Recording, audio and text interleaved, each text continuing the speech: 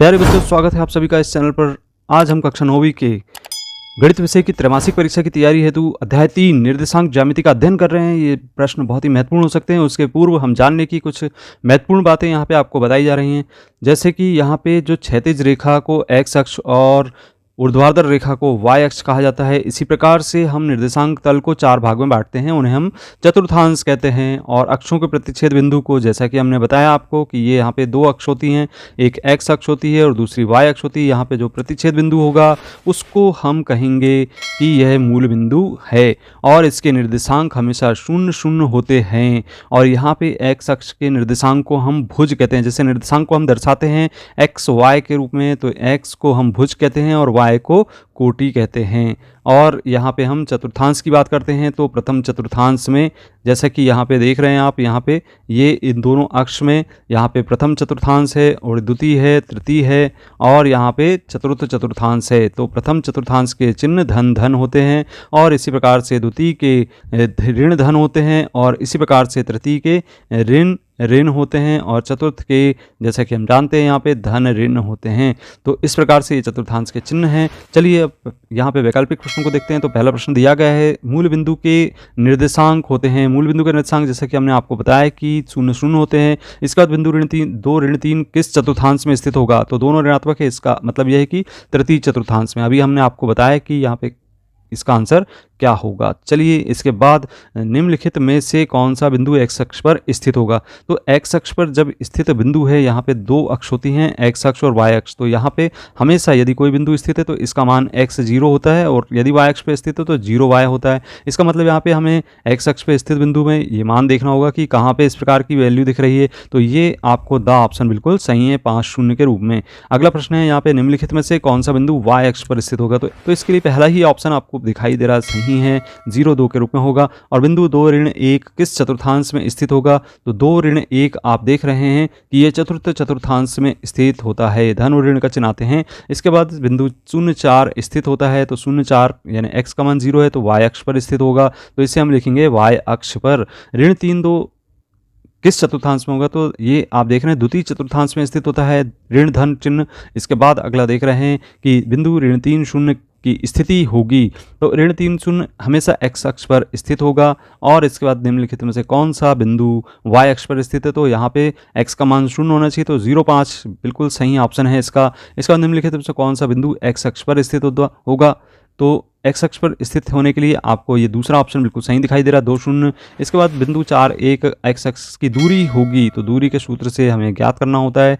तो इसका जो आंसर निकल के आता है यह होगा 1 के बराबर। इसके बाद चलिए 12वां देख रहे हैं, बिंदु 3 2 की y अक्ष से दूरी होगी। तो यहाँ पे इसका आंसर आप देखेंगे तो आपको इसका आंसर भी ऑप्शन ही प्राप्त होता है। इसके बाद 2 2 किस चतुर्थांश में स्थित है? तो यह प्रथम चतुर्थांश में स्थित होगा क्योंकि दोनों धनात्मक हैं। इसके बाद बिंदु 3 4 में भुज का मान है, भुज और कोटि। तो आगे वाले को भुज कहा जाता है, तो 3 यहाँ पे भुज है। इसका मतलब है कि पहला ऑप्शन बिल्कुल सही है।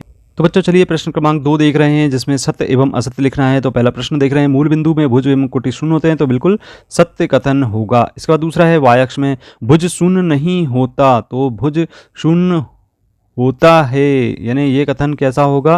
असत्य होगा। अगला प्रश्न है तीसरे नंबर का, जिसमें एक्स अक्ष में कोटि हमेशा 0 होती, तो बिल्कुल सत्य कथन होगा क्योंकि x 0 के रूप में लिखा जाता है।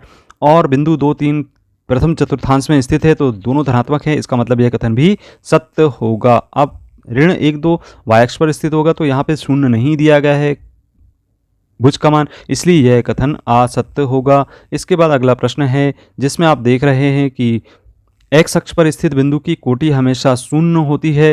तो x अक्ष पर आप देख रहे हैं, ये x अक्ष आपको दिखाई दे रही है, ये x अक्ष है और यहाँ पे भुज जो है वो x होगा और कोटि 0 होती है।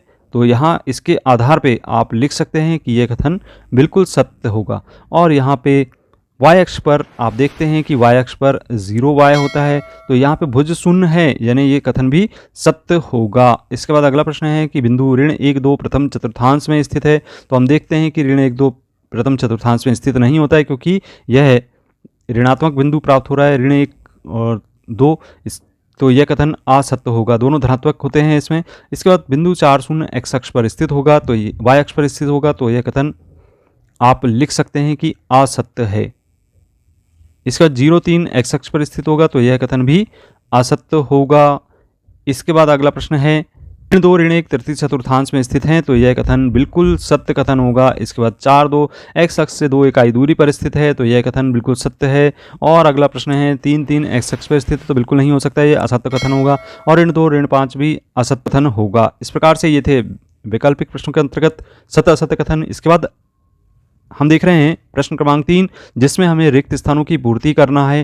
तो रिक्त स्थान की पूर्ति करने के लिए पहला प्रश्न, जैसा कि हम देख रहे हैं, निर्देशांक तल में x अक्ष तथा y अक्ष के प्रतिच्छेद बिंदु को खाली स्थान कहते हैं, तो यहाँ पे हम कहते हैं इसको मूल बिंदु।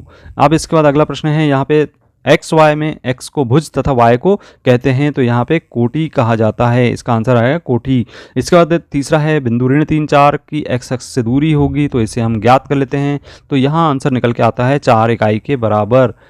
दूरी के सूत्र से हम इसे ज्ञात कर लेते हैं। इसके बाद है अक्षों के प्रतिच्छेद बिंदु को खाली स्थान कहते हैं, तो अक्ष के जो प्रतिच्छेद बिंदु होता है उसको हम मूल बिंदु कहते हैं। इसको क्या कहते हैं? मूल बिंदु। इसे याद रखना है। निर्देशांक तल अक्ष तल को कितने भागों में बांटती है? तो यहाँ पे 4 भागों में बांटती है। इसके बाद मूल बिंदु के निर्देशांक जैसा कि पूछा गया है, तो हमें अभी आपको बताया कि इसके निर्देशांक होते हैं 0, 0 के बराबर। अब x अक्ष के निर्देशांक को खाली स्थान कहते हैं, तो यहाँ पे x अक्ष के निर्देशांक को हम कहते हैं भुज और y अक्ष के निर्देशांक को हम कहते हैं कोटि। चलिए अगला प्रश्न है 9वें नंबर का, जिसमें हम देख रहे हैं कि निर्देशांक 5, 2 में भुज का मान है, तो पहला वाला भुज है यानी 5 आप लिखेंगे। और निर्देशांक ऋण 3, तो ऋण 3 ऋण 2 में कोटि का मान, तो यहाँ पे ऋण 2 होगा, कोटि पीछे वाली कोटि होगी। इसके बाद 4 शून्य में किस अक्ष पर स्थित है? तो यह x अक्ष पर स्थित होगा। तो ये थे रिक्त स्थान। अब सही जोड़ी बनाते हैं, तो पहली सही जोड़ी आप देख रहे हैं कि क्या हो सकती है? तो x अक्ष के निर्देशांक जैसा कि हमें पता है यह x 0 के रूप में होते हैं, तो भुज 0 कहना चाहिए इसे। और इसके बाद अगला प्रश्न है बिंदु 2, 1 स्थित है, तो बिंदु 2, 1 आपको प्रथम चतुर्थांश में ही स्थित मिलेगा। मूल बिंदु के निर्देशांक जैसे कि हम जानते हैं 0, 0 होते हैं। 3, 5 की कोटि, भुज 3 है और 5 कोटि है, तो इसका आंसर आएगा ई। और इसके बाद बिंदु ऋण 2, 4 आपको द्वितीय चतुर्थांश में स्थित मिलेगा। यहाँ पे जैसे देख रहे हैं दूसरी संयोजी जिसमें बिंदु 0, 1 स्थित है, तो यह अक्ष पर स्थित होगा। और बिंदु 2, 3 में भुज का मान भुज 2 है, तो ये ई ऑप्शन होगा। बिंदु 4 ऋण 1 की स्थिति है, तो यहाँ पे आप देख सकते हैं कि ये चतुर्थ चतुर्थांश में स्थित होता है। और बिंदु 0, 0 मूल बिंदु पर स्थित होते हैं और y अक्ष के निर्देशांक 0 कोटि होती है। इस प्रकार से ये सही जोड़ी थी। एक शब्द अथवा वाक्य में उत्तर देने वाले प्रश्नों को अध्ययन करते हैं यहाँ पे। तो पहला प्रश्न जैसा कि देख रहे हैं कि बिंदु 0, 4 कहाँ पे स्थित है? तो इसे हम लिखेंगे y अक्ष पर स्थित है। इसके बाद ऋण 5, 6 किस चतुर्थांश में स्थित होगा? तो दूसरे का आंसर होगा कि यह ऋण 5, 6 अर्थात यह होगा द्वितीय चतुर्थांश में। इसके बाद तीसरा प्रश्न है जिसमें निर्देशांक अक्ष तल को कितने भागों में बांटता है? तो 4 भागों में बांटता है। x अक्ष पर स्थित बिंदु के निर्देशांक को हम किस रूप में लिखते हैं? तो यहाँ पे हम x 0 के रूप में लिखते हैं। भुज किसे कहते हैं? तो यहाँ पे x अक्ष के निर्देशांक को कहते हैं। और कोटि किसे कहते हैं? तो y अक्ष के निर्देशांक को कहते हैं। तो इस तरीके से इनके आंसर देना है। और यहाँ पे कार्तीय तल में किसी बिंदु की स्थिति निर्धारित करने वाली क्षैतिज और ऊर्ध्वाधर रेखाओं के नाम बताइए।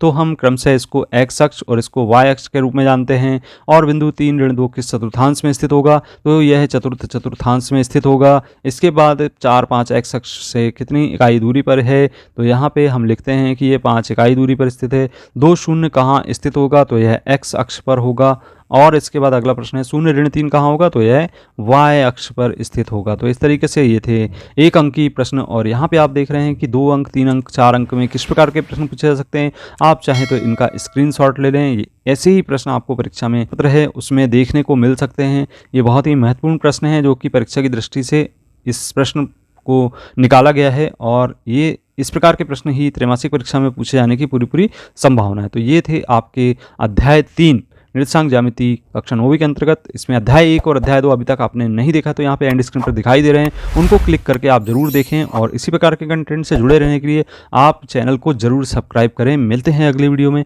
धन्यवाद।